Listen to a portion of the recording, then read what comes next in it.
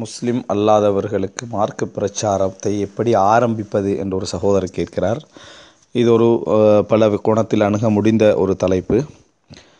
இந்த இடத்திலே நம்ம ஒரு விஷயத்தை புரிந்து கொள்ள வேண்டும். ஒரு பிரயாணத்திலோ, ஒரு தற்காலிகமான ஒரு சந்திப்பிலோ, அல்லது நிரந்தரமான ஒரு சூழலிலோ முஸ்லிம் அல்லாதவர்களோடு நாம் சந்திக்க நேரிட்டால் மிகவும் கவனித்து கொள்ள வேண்டிய ஒரு விஷயம், நமது வாழ்க்கை முறை எப்படி இருக்கிறது என்பது தான் அவர்களை முதலாவது கவரும். நம்ம இஸ்லாத்தை நமது வாழ்க்கையாக கொண்டிருக்கிறோம் என்று சொன்னால் நிச்சயமாக அது கவரும். காரணம், இஸ்லாம் இயல்பிலேயே கவரக்கூடியது.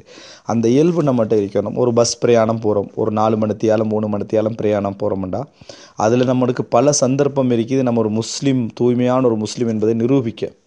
நமது தொழுகை, நமது இங்கிதமான நடைமுறை, அந்த பஸ்ஸில் மற்றவர்களுக்கு உதவி செய்கிற நடைமுறை, பெரியவர்களுக்கு எலும்பி இடத்தை கொடுக்குற நடைமுறை, உதவுவது, பொருட்களை வைத்து கொள்வது, புன்னகையோடு செல்வது, இந்த மாதிரியாக நமது பேச்சு, வீட்டில் ஃபோனில் தொடர்பில் நம்ம பேசுகின்ற முறைகள், நமது சூரத்து, இவைகள் எல்லாமே ஒரு பெரிய தாக்கத்தை அவரிடத்தில் ஒரு கேள்வியை என்ன செய்யும் செலுத்தும். அவர் இடத்துல சில பொழுது நம்மளோட பேசுவதற்கு அது பெரிய ஒரு ஆர்வத்தையும் என்ன செய்யும் உண்டாக்கும். எனவே பொதுவாக அண்டை வீட்டாரோடு வாழ்கிறோமா, அந்த நேரத்தில் கூட நமது அஹ்லாக்கான நடைமுறைகள், நமது பேச்சு, நம்ம அண்டை வீட்டாரோடு நடந்து கொள்கிற மரியாதை, நமது 5 நேரம் தொழக்கூடிய அந்த டெடிகேஷன், இவைகள்லாம் பார்க்குற நேரத்தில் அவங்கள்ட்ட இயல்பிலேயே ஒரு அழகான ஒரு சிந்தனை என்ன செய்யும் அவர்களிடத்தில் வந்து சேரும்.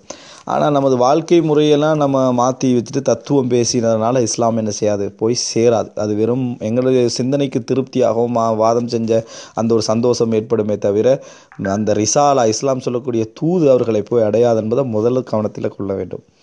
மற்றவர்களுக்கு இஸ்லாத்தை சொல்வதற்கு ஒரு சிறந்த முறை என்னன்னு சொன்னால், அவர்களது மதத்தை பற்றி நாம் கேட்பது தான் ஒரு சிறந்த நல்ல தூண்டுதலாக அமையும். உதாரணமாக ஒரு சகோதரர் நம்ம போகிறோம்னு சொன்னால், நம்ம அவர்கிட்ட உங்கள்கிட்ட ஒரு கேள்வி கேட்கலாமா அப்படி என்று சொல்லி ஆரம்பித்து, இந்த பட்டை போடுறீங்களே இது ஏன் போடுறீங்க, அல்லது நீங்கள் இந்த மாதிரியான இது கட்டிக்கிறீங்களே, அரணா கயிறு கட்டிக்கிறீங்களே இது ஏன் கட்டிக்கிறீங்க, இந்த மாதிரி ஒரு கேள்வி கேட்டால் அவர் விளக்கம் சொல்கிற நேரத்தில் அதுக்கு பின்னால் நம்ம விளக்கம் சொல்லும் பொழுது அவர் அதை என்ன செய்வார், ஏற்றுக்கொள்வதற்கான வாய்ப்பு உண்டு. எனவே அவர்களிடத்தில் ஒரு கேள்வி கேட்கவா நான் தெரிஞ்சு கொள்ளணும் என்று கேட்பதன் ஊடாக நாங்களும் தெரிஞ்சு கொள்கிறோம், எங்களோட செய்தியையும் அவர்கிட்ட என்ன செய்கிறோம் கொண்டு போய் சேர்ப்பதற்கு வாய்ப்பாக அமையும். எனவே இந்த அணுகுமுறை தான் ஒரு சிறந்த அணுகுமுறையாக என்ன செய்யும் இருக்கும் என்று நான் நினைக்கிறேன். நான் இது போல் பல விஷயங்கள் இருக்கலாம், ஆனால் நீங்கள் கேட்ட ஒரு இதுக்காக சுருக்கமாக நான் இந்த 2 விஷயங்களையும் உங்கள்கிட்ட சொல்லிக் கொள்கிறேன்.